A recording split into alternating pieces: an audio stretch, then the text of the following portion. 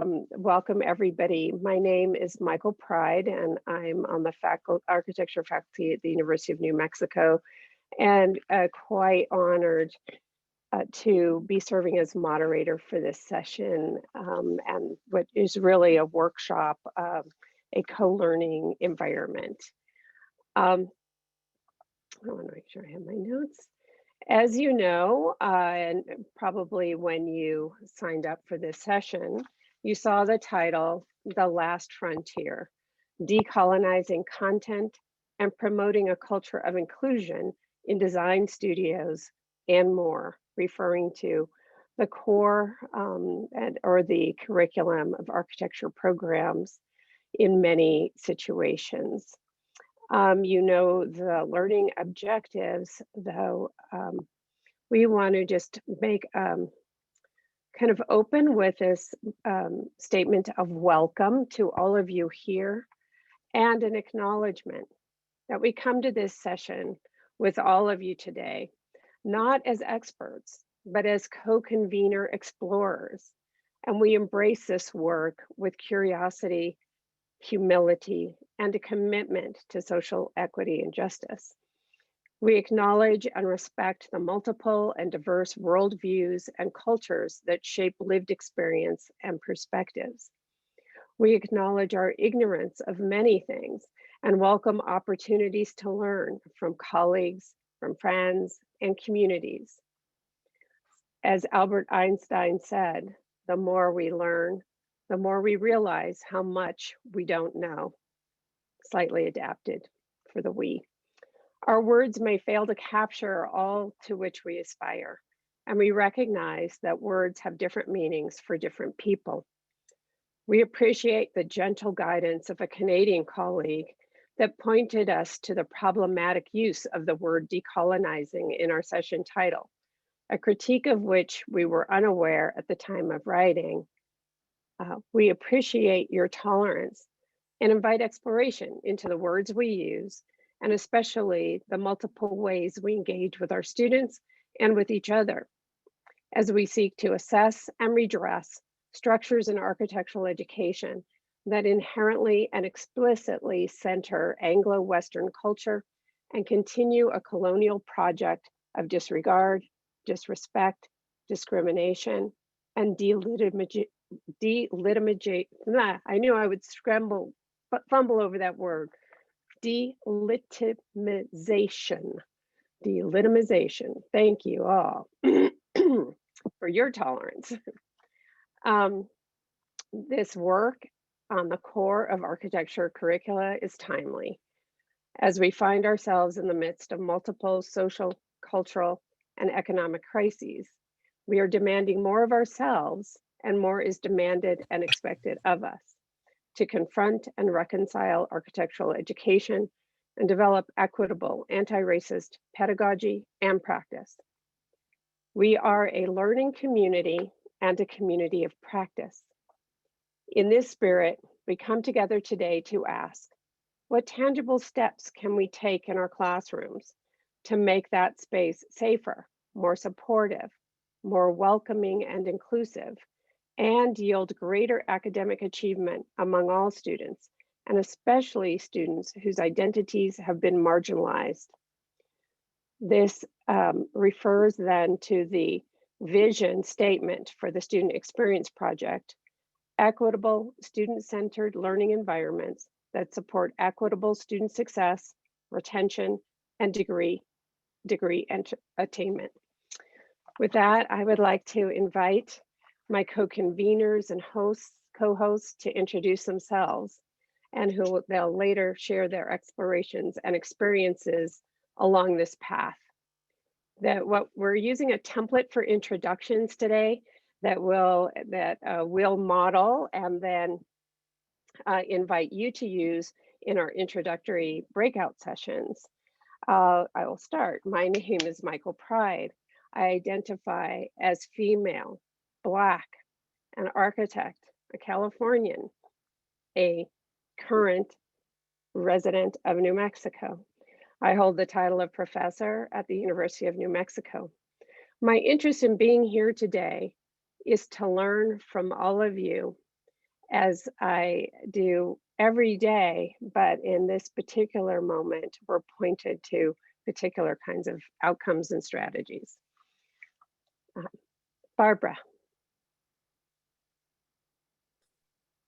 Good afternoon. I'm Barbara Sestak.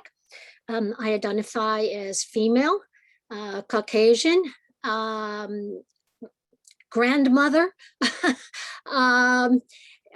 practitioner, architect. I'm a professor of architecture at Portland State University in Portland, Oregon. And I would say that my interest is in learning from everyone else. Long-time issues have been on the table for many years. It's really important to see impact on what's important to all of us. So it's not so much being a presenter or co-panelist, if you will, but learning from others is the reason I'm here. Hi, my name is Andres and Lucia, and I use he, him pronouns. I'm white, I'm Latinx, I'm Cuban, born and raised in Miami, currently living in Portland, Oregon. I'm an assistant professor at PSU. One of the reasons that I was very happy to be on this panel, and also wanting to be here in general, is just to continue to hold our discipline, particularly who practices in our discipline, the folks in this room, accountable, and continuing to do that work. And this is certainly one of the dimensions of that. So I really appreciate the chance to chat.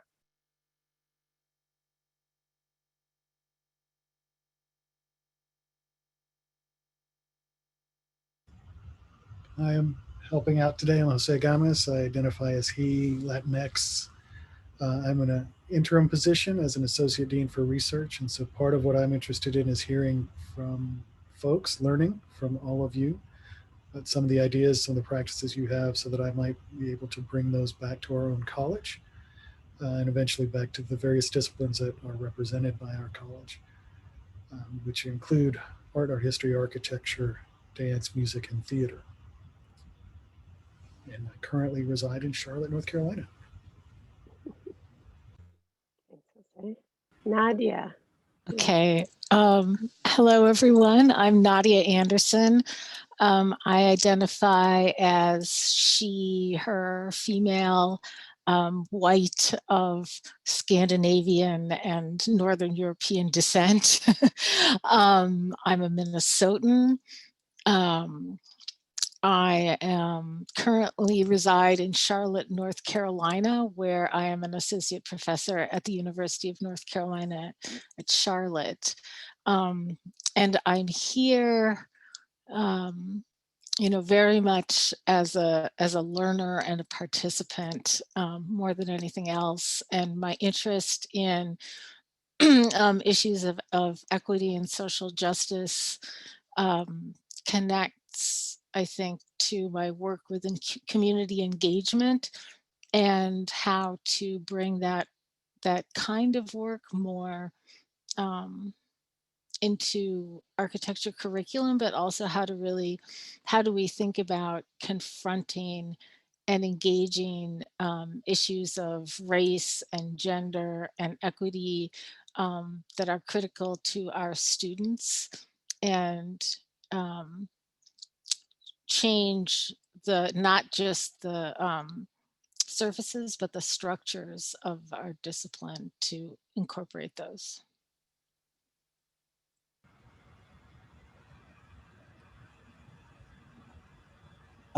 So I think I'm next. So my name is Cesar Lopez. I identify as he, I'm male, also Latinx, and I'm actually from the US, from the El Paso Ciudad Juarez border region. So I was born in Texas, just by a few miles. And I guess I also identify as in 8 short weeks of incoming father. So I'm here today largely because this is my first year in a tenure track position. So I'm constantly sort of trying to absorb perspectives and ideologies and teaching and how to sort of properly mentor this next generation and multiple next generations. I think ultimately the architectural studio is a spatial model that where dynamics exist and some dynamics need to be uninscribed. So I'm really excited to be here with all of you to learn.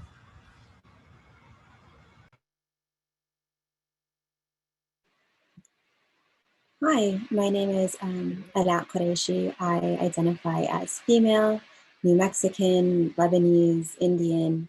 I am a lecturer at the University of New Mexico, and I am excited to have conversations being sort of right on the verge from recently being a student and now being a lecturer, pursuing academia. What are the applicable changes that we can start to implement in these academic spaces for future practitioners that start to really change, you know, these terms that we've been throwing around in a real way. Thank you, Alam. My name is Christina Yu. I identify as female, as an educator, as an architect, as a member of the community here in New Mexico. I hold the title of Associate Professor of Architecture and Associate Dean of University College for the University of New Mexico.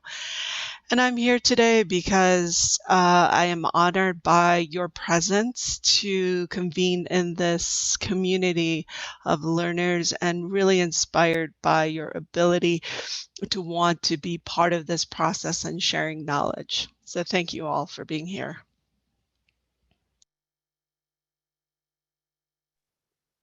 Thank you all. So that is our robust group of co-conveners and co-hosts for this session.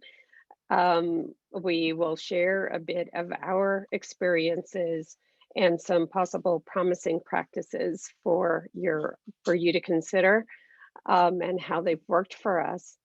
And let's see what we want to do next as well. Just a reminder, and I'm sure you guys have done this before, but just an opening to say we come to this space, hopefully all of us, with humility and openness, generosity and tolerance in this, making this a safe space to share and be a bit vulnerable. With that, we're going to, I'm going to ask Christina to review the agenda and point us to the mural board we'll be using today and beyond today. And then we'll go into really quick breakouts for everyone to be able to introduce themselves to someone. So, Christina, please.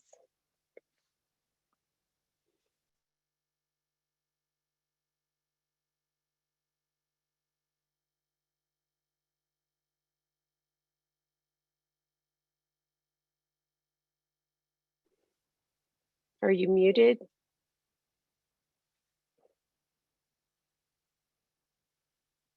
My apologies.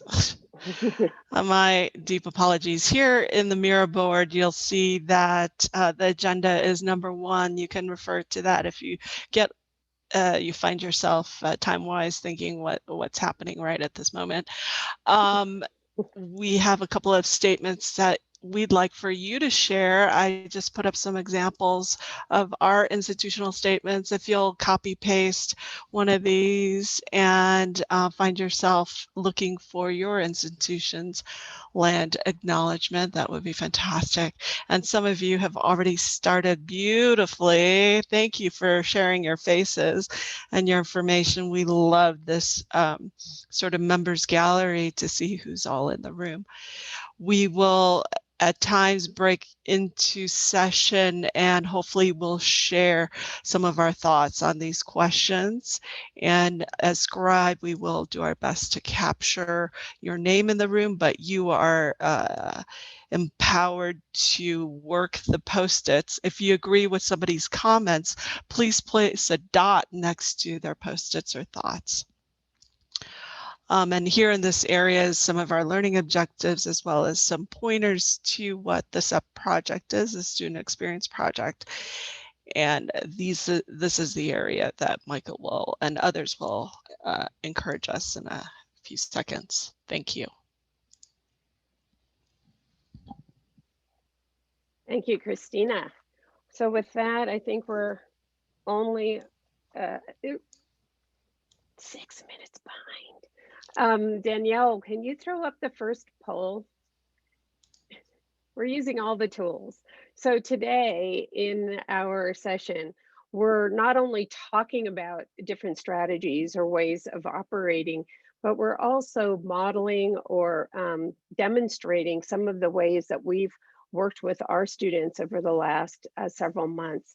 So one of these is to use a quick poll to kind of get a sense of where everybody is, and to make that visible to everybody in the room. So if you will please go ahead and respond to this survey.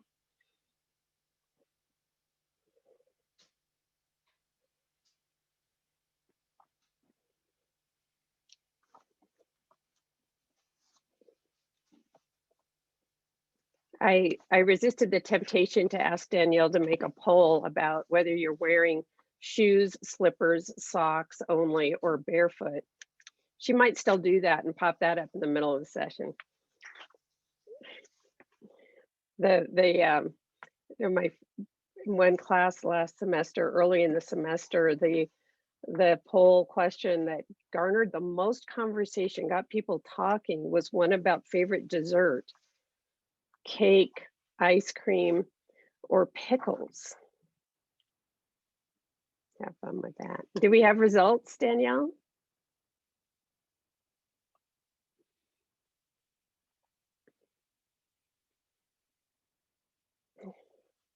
Thank you. So you can see the results. This is, I don't know how many people responded, Danielle? Looks like about 78. Right. So, and you know, 3/4 came to learn how to improve the classroom environment, and almost half of you have been implementing student-centered strategies in your classroom for years. I am so excited. It means we've got a lot of resource right here in this room. Thank you. So with that, we're going to go into the smallest breakout rooms we can make, right, Danielle? At least three people, and hopefully, I think we'll be able to do 3, right? Yes, we will be. And in that, I'm going to remind you, so you're going to do introduction, and also talk about this word decolonizing, which was really brought to our attention just within the last week, and we've been trying to chew on it ourselves. And in the appreciation for always learning and not possibly knowing everything. So the structure again is, my name is, I identify as, I hold the title of blank at blank university, my interest in being here today. Now let's see, I think you've just got 10 minutes in this breakout, so let's see what we can do in that time. We invite you to go to the Miro board to post any thoughts that you have about decolonization, decolonizing, decolonial, maybe even post-colonial, but definitely that term, which is brought to our attention, is particularly fraught, if you will, like many terms that we use, or unlike. So we want to invite you to wrestle with that with us. We're ready, Danielle. Welcome back, everyone. I think everyone is back now. I hope you got to connect with somebody, you know, maybe somebody that you'd not met before, or maybe somebody that you already knew. These were randomized groupings, but maybe we can a little bit simulate what it might be like if we were here, if we were somewhere. Yeah, if you were all here in Santa Fe, together in person, and we would happen to be sitting at the same table or bump into each other in a hallway or something like that. We will do another round of breakout rooms to try to get the groups smaller to really facilitate as much sharing and conversation as possible. So now I'll invite you to, in the chat, use the chat to just this is I think this is called popcorn or something. Just share any thoughts or takeaways you got from your few moments with a couple of other colleagues, thoughts about decolonizing the term or the act, and or that you met somebody new or saw an old friend. You got 1 minute. I think you can do it. This is forming kind of a database for us, because the 8 of us have committed to long-term investigating these questions, continuing to work on syllabi together, work on classroom strategies together.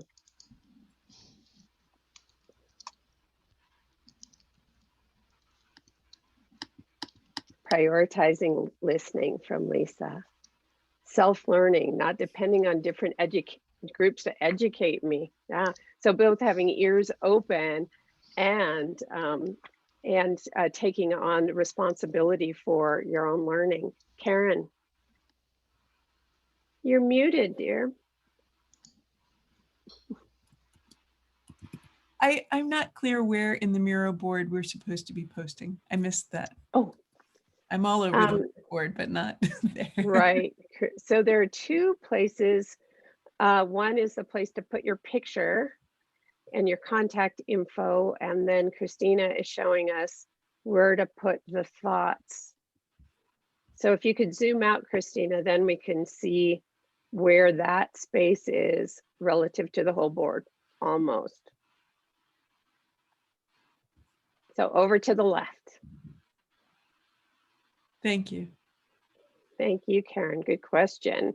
I know it can be really hard to navigate these things quickly. So a little bit of a guide helps. So feel free to ask. Thank you. Thanks so much for sharing your thoughts and what you heard in that first breakout. So now we're going to transition to sharing some of these really student-centered strategies with you. And in this overall spirit of, while we used maybe awkwardly and somewhat ignorantly the term decolonizing, we really mean about kind of unpacking and assessing our current, our kind of traditional, conventional ways of teaching architecture, and assessing them for like really problematic elements, especially in thinking about students who don't kind of match that white male European profile, which increasingly is more and more of our student population, and what we expect to see in our profession. Not because it's cool or politically correct, but because we do better work that way. And what we've realized in our work, it's, I think for decades, we've focused on diversity, the identities, the bodies in the room. And as you can see on your Zoom screen, hopefully, there are we've got quite a range and diversity of bodies and faces and identities in this room, but that's not sufficient. We're really looking for ways of being, acting, communicating, and messaging with ourselves and with our students. So with that, I'm going to turn it over to my co-conveners, first from Portland State University, to share some of their experiences and explorations. Thank you, Michael. So I just want to give sort of a big picture. So the 3 institutions here, all of our institutions had applied for a grant program called SEP, the Student Experience Project, which is focused on evidence-based practices to increase degree attainment by transforming, as they say, the college student experience and creating equitable learning environments. And the reason I'm saying that is because the way my institution is doing it is very different the way from Michael's or Jose's. And I mention them because these are people I've known over the years that we've interacted with. So when Michael said, is anyone interested? We started out with, there were 4 institutions that were part of this program. So I'm just going to talk about Portland State and what's different about us. And I'm going to talk about then experience with a non-studio class, because that's what I teach. And then Andrew is going to discuss other college and school initiatives and his classes and how it relates to this topic. So SEP at our institution was actually focused on changing the student experience for the STEM programs, the science programs, both in the coursework in the classrooms, with the hope that eventually these could be opportunities to show to other disciplines throughout the university. So one of the things so how did I actually even find out about this? It was just a university newsletter, and I happened to know the PI personally, and I was curious about what she was doing. So that's how it started for us here at PSU. We were not involved in the original grant. And so Gwen, as a chemistry professor, said, just come on in and sit in. And that's what we've started to do.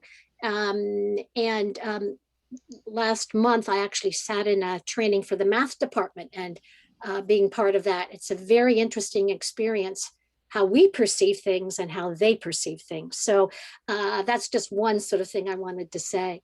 The other thing is there were a lot of things that maybe we thought we were doing in architecture and we thought we were doing well.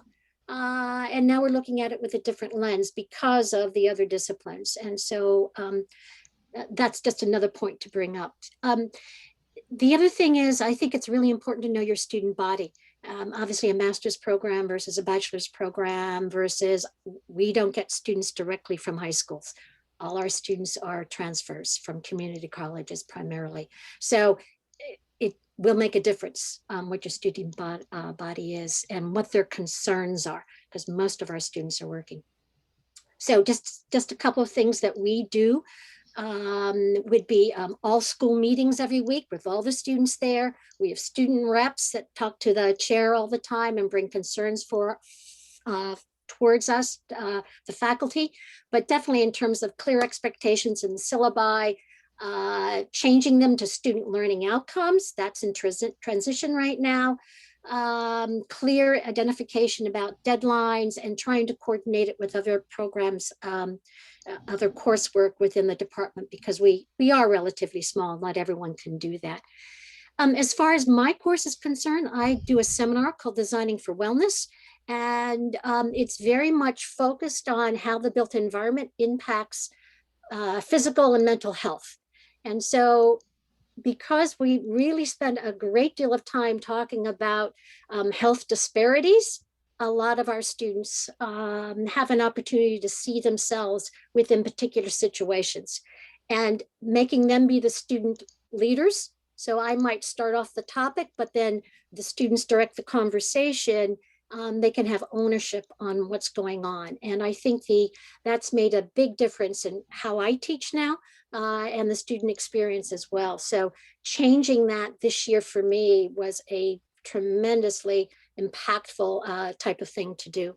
So I just wanted to bring that up, and I think I'm gonna run out of time if I don't turn it over to Andrew right now. Thanks, Barbara. Yeah, and I mean, I think just to echo a bit, like this is a kind of systemic thing for our school, and I'm just going to quickly talk about how I see that, particularly my work at the college level as the chair of the Dean's Anti-Racism, Diversity, Equity, and Inclusion Task Force, as well as the chair of our particular subcommittee at the School of Architecture. We really are trying to approach it systemically, and so we understand that our schools understand what's best for our schools. However, we definitely need sort of resources and a way to kind of cycle and a way to keep ourselves accountable at the school level as well as at the college level. So a lot of the work that we're doing right now is making sure that we are getting resources out to the schools specifically, and also that the schools are starting to kind of dictate their sort of terms of engagement with issues that pertain to anti-racism, diversity, equity, and inclusion. In terms of what we're doing, particularly at the School of Architecture, our work is probably going to resonate a lot with the stuff that is going on in this room. I see people in this room where they've already started this work years before, and that has affected and really inspired our models. For example, we're trying to approach it from 4 pillars, right?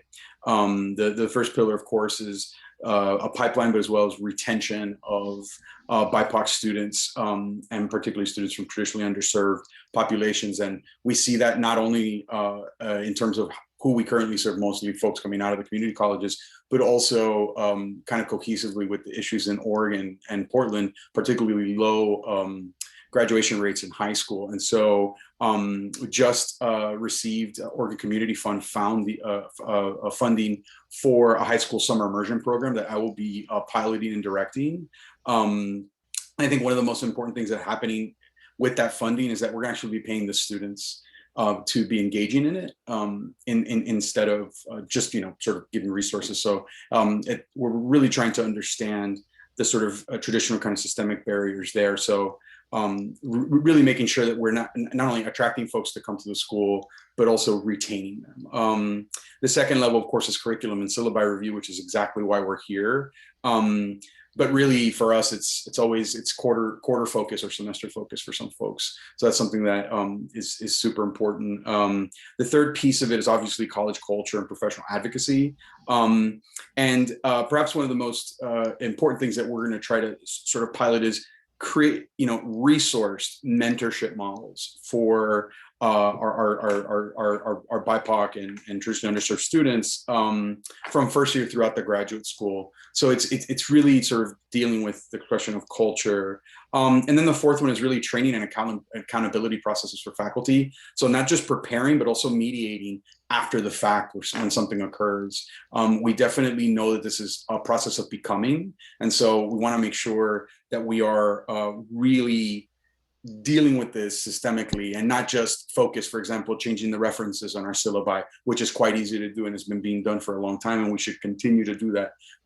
But that's the sort of larger piece. In terms of my class, pretty straightforward. I teach throughout the curriculum, but I'm an HTC faculty. And so my architectural criticism course, which is called Criticism in America, is effectively a class that's co-created with my students. And so processes of co-creation are really about learner-centered decisions, right?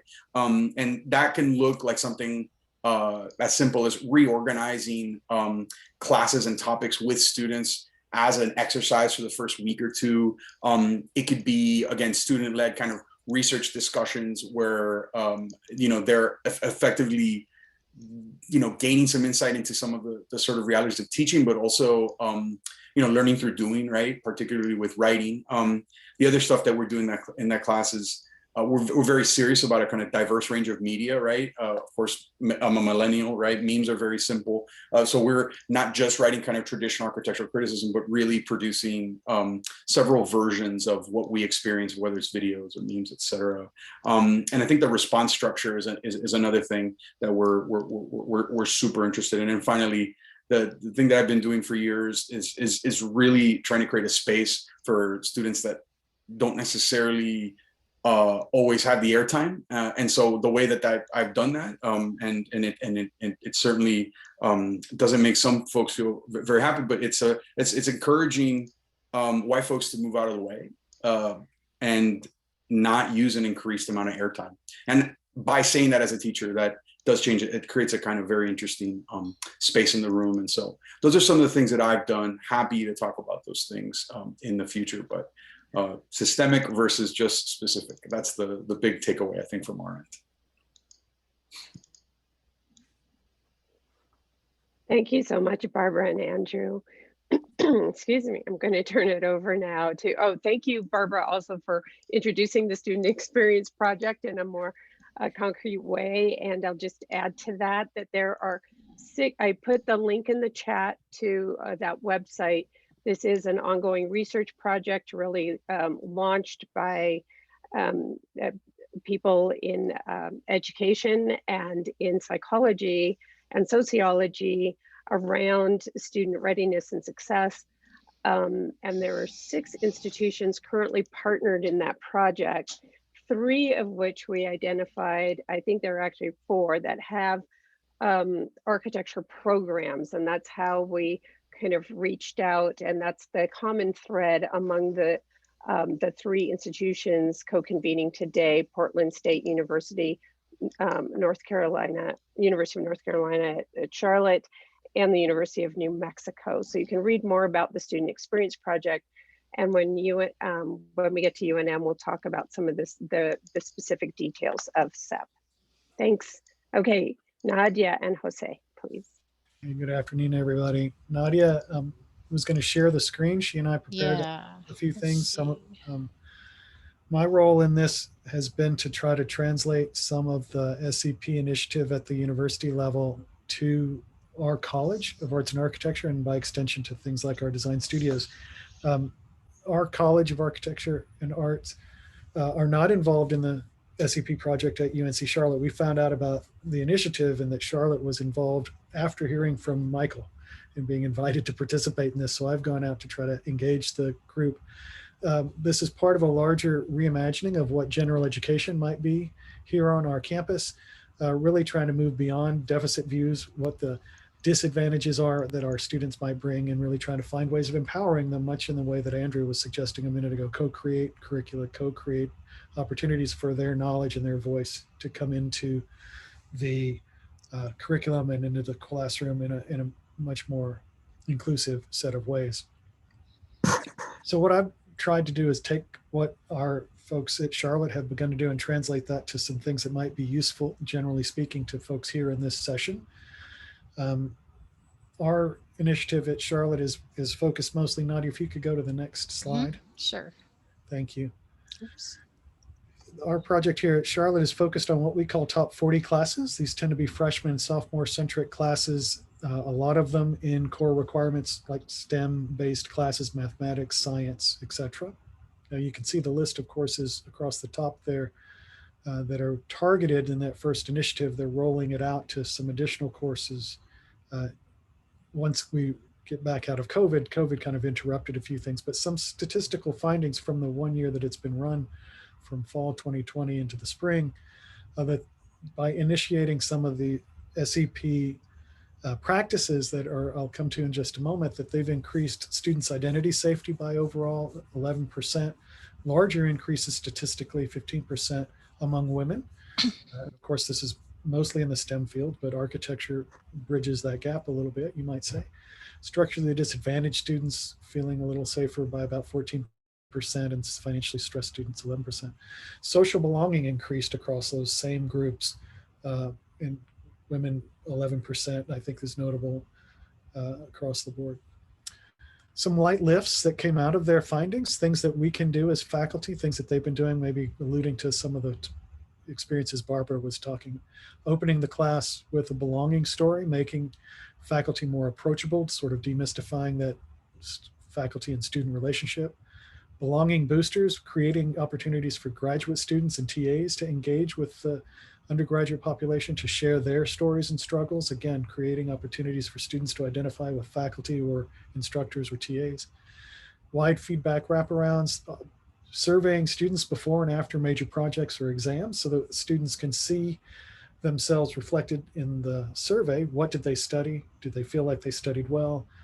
Look at the results, and then resurvey, and then debrief with the students to tell them where they thought they were, where some of the folks who might have studied in a particular way were particularly successful, where other folks might have not been quite as successful, as a way of creating and sharing study habits and an inclusive approach to the content throughout the class by looking at where people are being successful within the class, using them as models.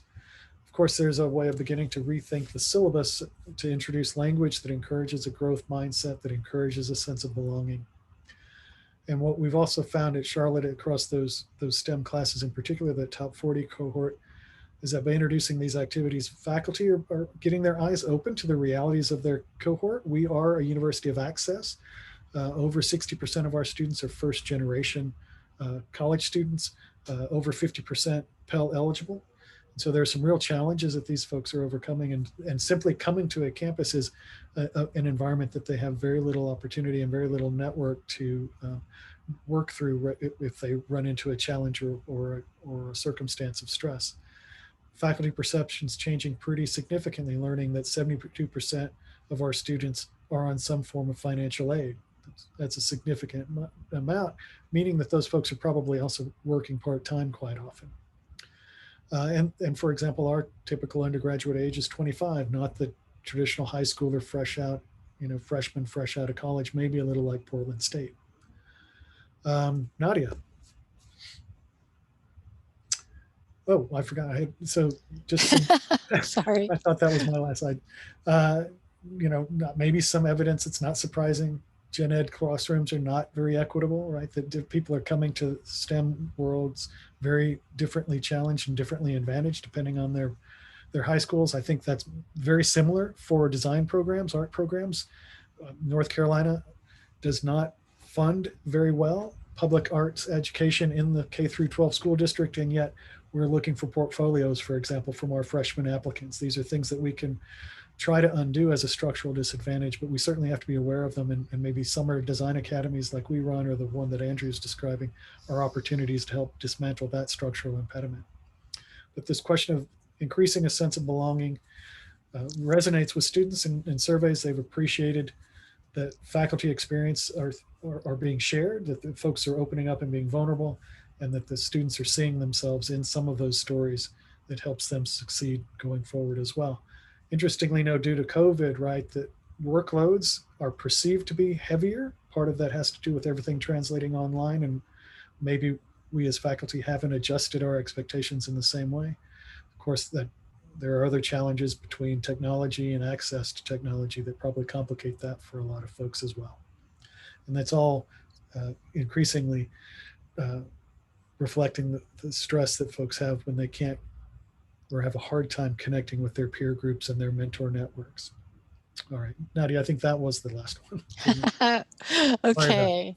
Yeah. So, I just wanted to speak from a sort of personal anecdotal example that, last spring and certainly into the summer, I was, attending every workshop I could find and reading every book on race and structural racism, and, following the news, and just felt that it was, how can I, what am I going to do to change my classes? And I felt so kind of aware of the presence that even though I feel like I'm always trying to break down the canon, I still rely on it. And so I have this elective that I've taught. Well, I've taught it as a required course, as an elective, as a 50 student course, as a 10 student course, as a, in a whole bunch of different ways over the last 10 years or so. And so I have just, I hope these aren't too kind of ridiculously simple, but comparison between like my old syllabus and my new syllabus, and then also some of the changes that I made to the assignments that and I had an amazing group of students that who just created some amazing work. So this was an elective. Its last incarnation in spring 2019, it was called Inclusive Design Practice, Who Has the Right to the City? And it was essentially a kind of theory practice course where we would read theories, and then we would look at the ways in which practitioners, and sometimes we call them activist practitioners, would work in order to move outside of the sort of capitalist system of, building production and the production of the built environment. So, that was the sort of general premise of the course. And so maybe it was a little bit easier to change and update. But I decided I wanted to, first of all, to change the name of the course. And so I this fall called it Equity and Social Justice in Architecture. And I had to keep Who Has the Right to the City because it's a Lefebvre-based course. And I felt like that needed to be in there. But I wanted to really become much more explicit and try to be less kind of obscure sounding in some of the language that I was using. And so of course the overview is the most kind of still obscure, but while I had mentioned that design has the capacity to be a proactive force in creating equity, inclusivity, and diversity, I really wanted to talk about the idea that more specifically, we are going to be looking at, how do social values get translated into the physical environment? How do we promote equity and justice? And, really focus on some of those issues. So one of the big, so that was a kind of minor revision. Oops. One of the big things that I did was something that did not exist previously in my class syllabus, at least not in this way. And it was kind of about course etiquette. I think it needs a different phrase for next year, but I really wanted to emphasize the importance of that we're all sharing and learning, and that their students' backgrounds and differences were valued and were important. And so not only did everybody need to be respectful of that, but also that they really needed to be encouraging. And I tried as much as possible to be encouraging in that sort of thing. But then also say that, no one should feel, you can share your personal stories, but not feel compelled, didn't want students to feel that they had to represent, some group that they may be perceived as belonging to. And in particular, I think we spent a fair amount of time on the first class talking about this, the idea of microaggression and what might be a microaggression, and having a way we ended up having, where you could sort of put ouch in the chat box on Zoom. That if, whoops, sorry, I keep clicking away. That if a student, if something happened where somebody said something, whether accidentally or on purpose, that was perceived by another student as a microaggression, they could kind of call that out. And then if that happened, which it did not happen very often, but, we could actually use that as like a learning activity to talk through what was happening. And so the idea of what you may intend and what is being perceived are not necessarily the same.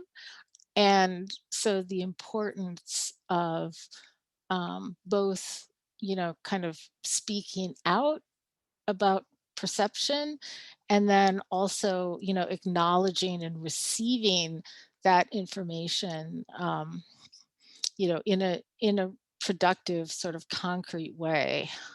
Let's see.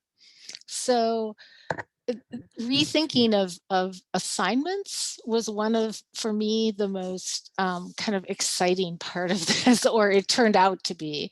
I used to have, it was a fairly reading intensive course. And so I would have every week, the students would have to submit a reading summary, key ideas and arguments, paraphrase, use your own words, that kind of thing. And I decided to, to change that, to first of all, make it more of a reflection so that the students could bring their own feelings or reactions to what they were reading into the class. And then also, if they didn't want to write, they could use some other media. And so one of the things that I found, and so sometimes, mostly for the other media, I got people linking articles and that kind of thing. But I had some really wonderful, and I had an incredibly diverse class. So in terms of like gender, age, race, ethnicity, you name it. And so I've kept this anonymous, but one of the students wrote this reflection saying, talking about, and this was one of Sharon Zukin's essays on like the public city and the entrepreneurial city, and talking about, we talk about projects being aimed at designing for the community, but how is that defined? In cities, marketing becomes the new community, and architects add to the entrepreneurial city, outcast those who they claim to be designing for, and then they go on to talk about, like why, as part of studying architecture, couldn't we be doing something real with this as part of our education, something that has, actual impact, and, and isn't just, as it says near the end, we would take the profession more seriously if we knew that the design decisions that we make in the studio would be ones that would become more permanent and impact lives of others in the community other than our own. And I found that was very powerful, because it was taking that idea from the reading, which is very much, a sort of political economy, urbanism kind of thing. And she was translating that into their own experience as an architecture student, and what architecture students were being asked to do in the studio, and what might be other kinds of opportunities for that. And I thought that was incredibly insightful and right on. The other thing I think was we did have class discussions. I tried to mix the class up quite a bit so that we would have a lot of different formats, because what I found was, in the typical class discussion session, the white students were the biggest participants. But when I read the reflections, I found that my students of color usually had just these amazing things that they would write about and bring their personal. And so I, as the semester got a few weeks in, I really sort of committed to, okay, we're not always going to have the traditional reading discussion kind of classroom setup on Zoom that you would normally have for a seminar, but really thinking about letting different students who may have comfort with different types of settings, like give everyone the opportunity to sort of have their voice heard. Thank you, Nadia. Oops. Oh, can I show one more? Sorry, I know I'm over my time. And of course, the slides have been shared, but if you have like.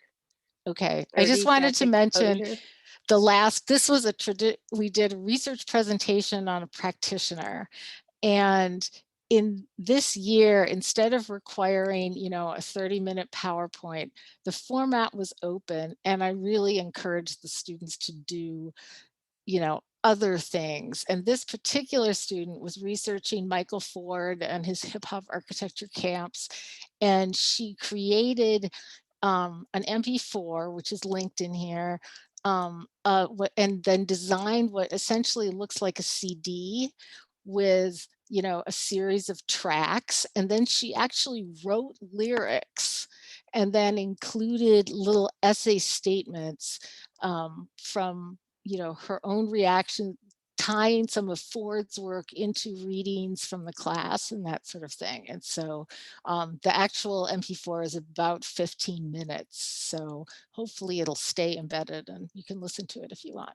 Okay, thanks, Michael. Sorry. Thank you, Nadia. All right, everyone. I know we're running a bit behind because we have a lot to share. And it's really great. I really appreciate that you shared your your syllabus assessment, and it's a great segue to, and your assignment assessment. It's a great segue to what we've been doing at UNM, where we've where Christina, Cesar, Allah, and I all are fellows in the Student Experience Project. So we kind of signed up at the end of last spring semester and started meeting with our colleagues in SEP over the summer, and have continued to have at least monthly meetings with all of them. So we're learning a lot. And I'll just share quickly, here was the basic call. And on this poster, which we'll add to the Miro board, you can see what the kinds of interventions are for SEP. So these have all been demonstrated through previous research to have positive impacts and outcomes for students who are that are traditionally marginalized or fall behind, whether they have high financial stress, or transfer students from community college, or have a racialized minority status, or something like that. So you can see all of these, the interventions fall into 4 categories of setting the classroom climate, inclusive assessment and grading practices, growth mindset, and learning to learn, and addressing virtual environments. And you saw a lot of these intervention types and terminology in Jose's presentation. So, and as well as the actions in this spirit from Andrew and Barbara. So thank you. We'll put this up. We won't spend more time with it. And then I just want to not go there yet. Give a little intro to what we'll be talking about specifically here. Managing so many screens. How many of you have figured all that out? That's what I want to know. So here we have the student, just kind of a basis of the Student Experience Project, that financial security and college preparation aren't the only factors that can make or break a student's success. And the research that SEP has undergone with these various disciplines show that when students experience a sense of belonging and support on campus and in the classroom, they're more likely to succeed. And then there's the vision statement that I shared before. So here are some of the results, and I hope you can see them, but again, we'll put this up from the overall UNM experience in the past semester fall. And you can see on this charting of the difference between the first week of class to the last week, or the week following the semester, the 6 general categories that are assessed through this Co-Pilot Ascend survey that students take 4 to 5 times through the semester. So continually engaged, and we're looking for change in trust and fairness, institutional growth mindset, identity, safety, self-efficacy or confidence, social belonging, and social connectedness. And you can see that it seems that students with high financial stress kind of are or report the kind of lowest numbers in many of these categories. And we also looked at change. So you can see the gender-based responses, structurally disadvantaged race, financial stress, and then the combination, and then the change. Get it? Okay. So, and the numbers there refer to our order. Cesar is going to talk about some of the, and we're really going mainly from our syllabus, and then how the syllabus lives in the classroom. Cesar is going to lead us off talking about some of the ways that we addressed or attempted to address institutional growth mindset. And with that, I'll stop sharing. Great. Is someone able to share the Miro board, Michael? Or I'm happy to. Great. You want to go to the syllabus, right? Yeah, just so everyone sees it. Absolutely. And it works better for the recording too. You can't quite record people snooping around Miro on their own. Yeah, exactly. Okay, so I'm going to come into the first page. Yeah, so actually just coming in over into the pedagogical statement. So as Michael We could said, just note that this course is a third year studio course that Cesar Ala and I taught together last semester, right? right, and so one of the significant tasks that was given to us as implementation fellows by the Student Experience Project was to re-examine the language and equity issues inscribed in the architectural studio setting. For us, this meant reforming the syllabus, which is the principal communicator of policies and protocols to a student in many ways.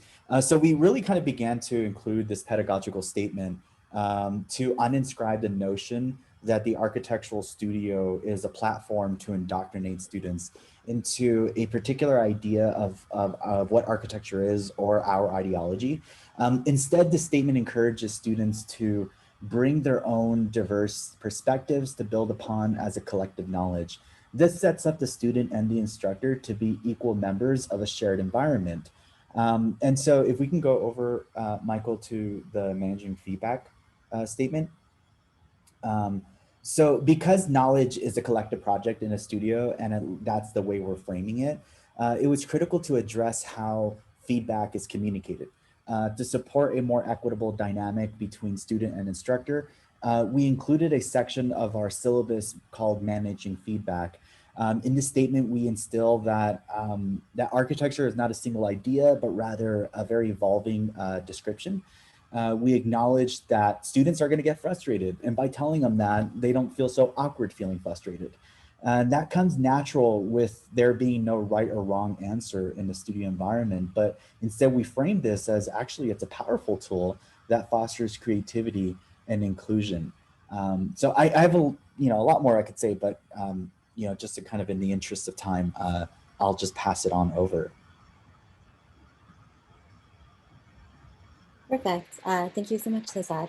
So I think the next portion that we're going to talk about is, Michael, if you could continue to share your screen and maybe scroll over to the equity statement, I think we could start there.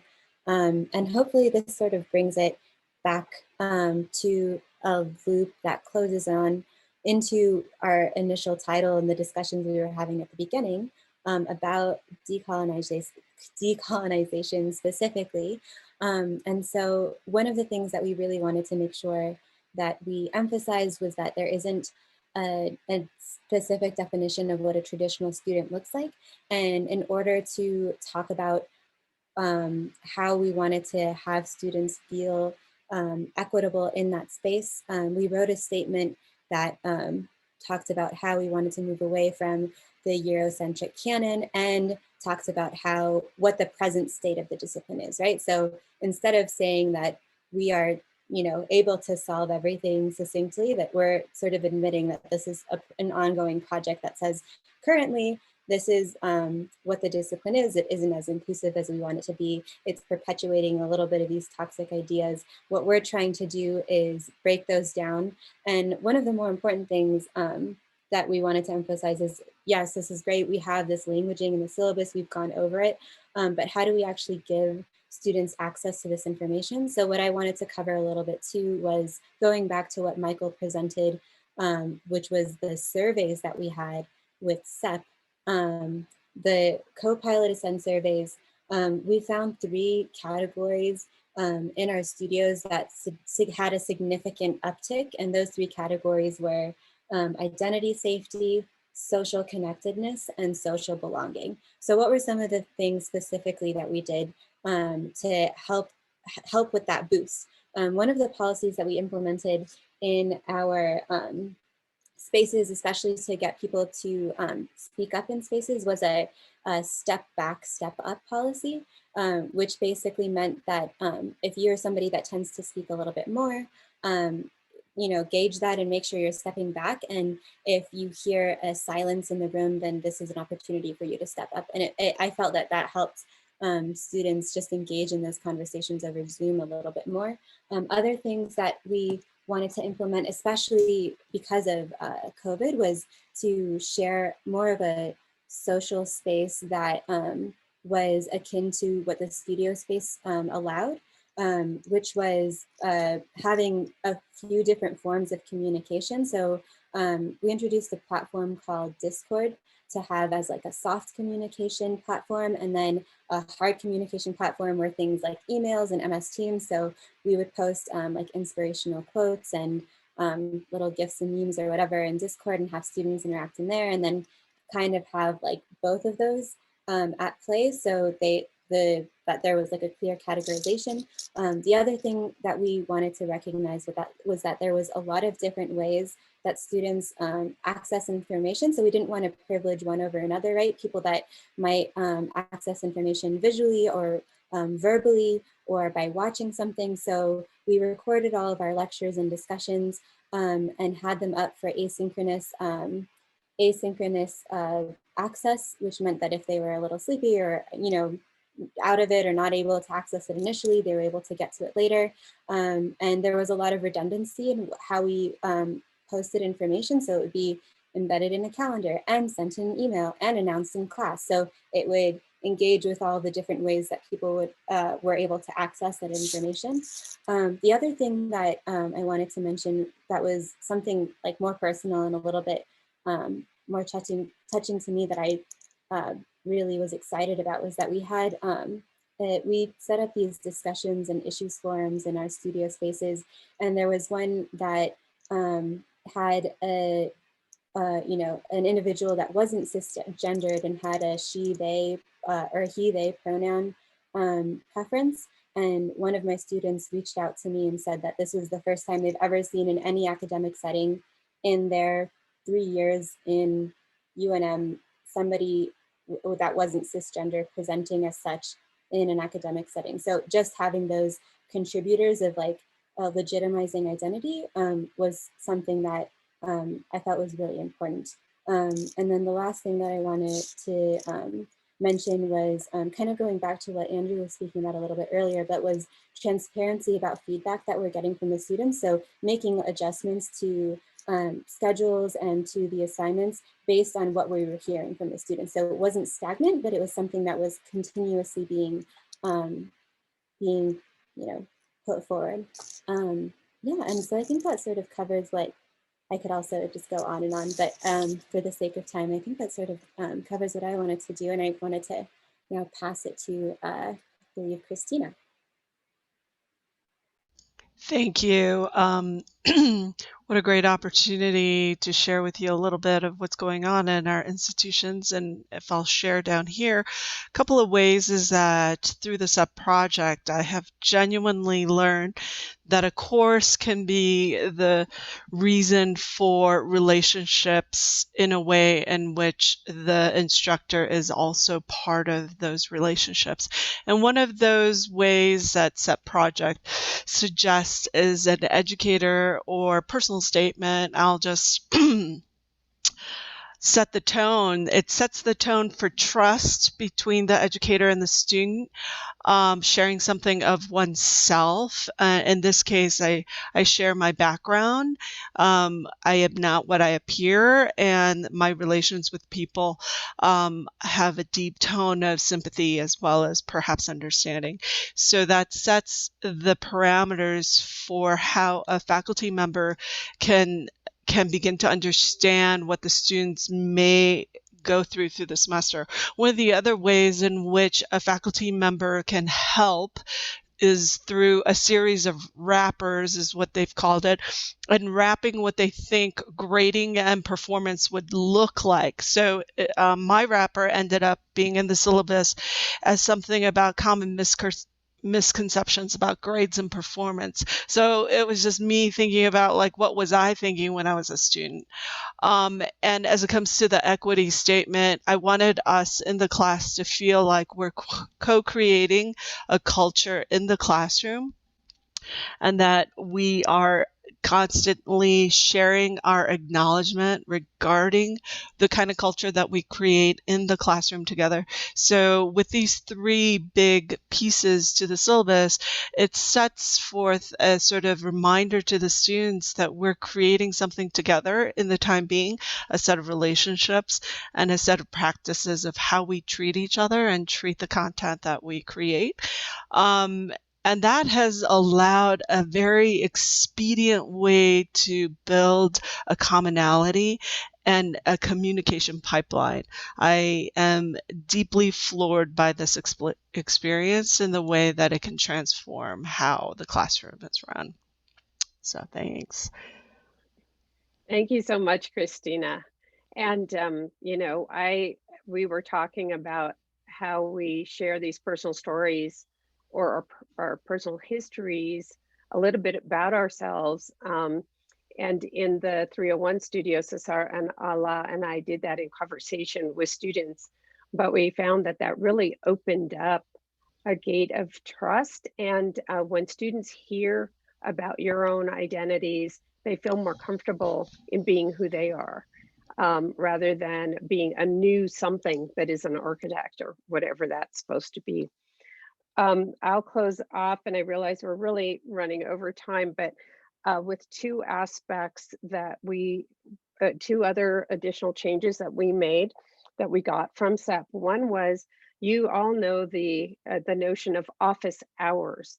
And the studies showed that people felt like office hours was time that faculty set aside for themselves to do their work, their research work or whatever, and were uninclined or intimidated against actually dropping into your office. So we, with that guide, we changed the term to drop-in hours, and we set up times where anybody could just drop in. Of course, this is in the middle of a pandemic, so that was through a Zoom room or a room on Microsoft Teams that we just had open and invited students to really come join us, have a conversation, not to mention the happy hours that we had at the end of maybe half of our weeks, half of our Fridays. We just kind of opened it up at 4 o'clock just for conversation. The students usually wanted to hear more about our own experiences in work and in our progress, and hearing some of those kind of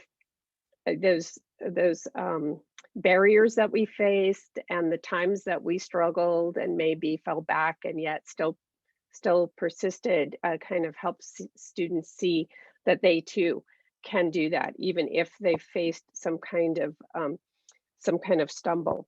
The other is a policy idea that we heard about, which is on here somewhere.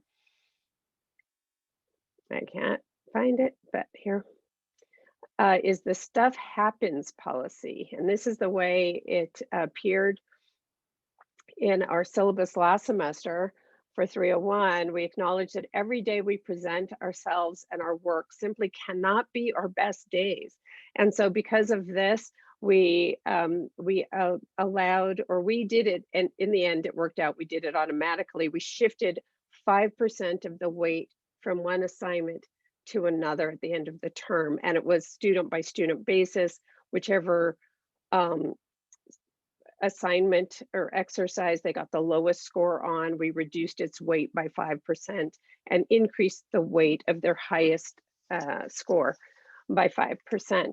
And the other thing that I did in my other undergraduate class was allowed a student to, you know, we didn't set a number, but said, you know, sometimes you just can't make it to class, or sometimes you just, whatever happened, you could not get that assignment in, and you would not have to give a reason. You just say, stuff happens, I couldn't make it, I don't have my work today. And it's like, okay, no grade penalty on that.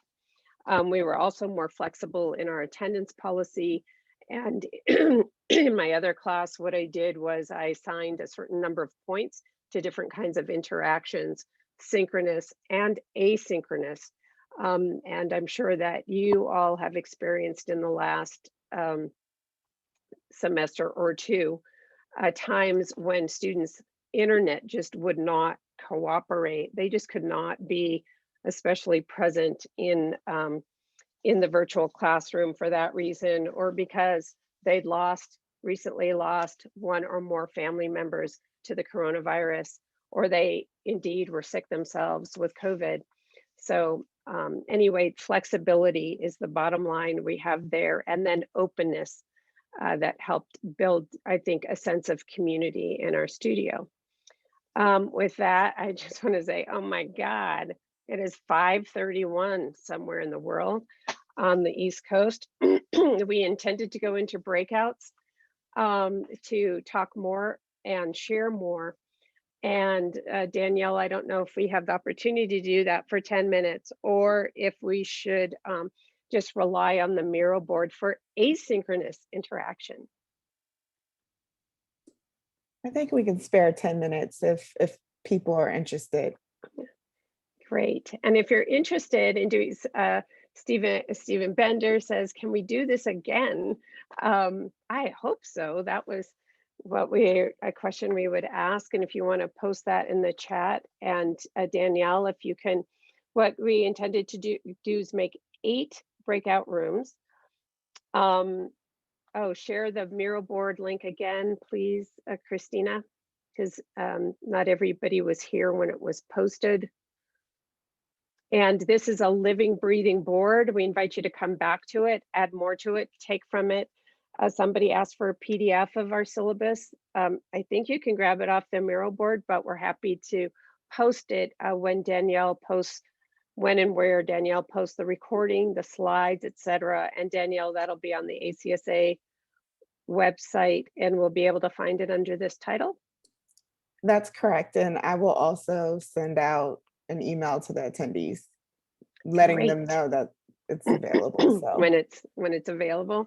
Yes. Fantastic. Yes, a few requests to do this again. Yeah. All right, let's do 10 minutes for those who want to and can share. Welcome back, everyone. I hope you had a good conversation, and we so much appreciate your being here and hanging out with us and sharing your experiences and your thoughts, both here while we're synchronous and together, and on the Miro board now and in the future. I invite anyone to make a closing statement or type a closing thought in the chat. Anybody? Some people want to do it again. That could be fun. Send us a note. This is just like in class, right? Where everybody keeps their mics off and they just like use the reaction button or go, But I'm happy to talk. My name is Nilu Vakil. I'm at the University of Kansas. I think these are such ongoing conversations that shouldn't stop here. I think if you have such a big group that are interested in the continuity of the conversation, I think that just gives it merit to continue these conversations. I'm not sure about the format and the structure of it through ACSA, but I would appreciate just actually staying connected as a group and just learn from each other. I think there's something everybody has something to share in this format too. So true. Thank you so much. And I don't think we brought it up, but I want to let you know that Nat and Cesar are going to be presenting next Thursday at a similar time. I think it's 3:30 Eastern. And they are going to do a deep dive into our experience of last semester, the elements of the syllabus, the actual assignments, the student work, the feedback, all of that in detail, much more detail, next Thursday at 3:30 Eastern. And the title of that session is, oh, Cesar's going to type it. He's going to be part of the problem. Oh, well, it's Actions to Reset Studio Culture is the title of it. And so we're in the pedagogy section at 3:30 Eastern Standard Time next Thursday. Fantastic. So tune into that session to hear more about that experience. Keep checking in on the Miro board. You'll get an email from Danielle when the recording and the other materials are available on the ACSA website. And we really are excited to continue to start to, or to insert ourselves into conversations that have been going on for years, and to continue these conversations and this work with all of you. Thank you so much. My colleague, co-conveners, wave again. Danielle, thank you so much. Eric, thank you so much, and everybody on this session. Stay in touch. Our email addresses are also on the Miro board. Good night. Thanks, Michael. Bye-bye. Thank you.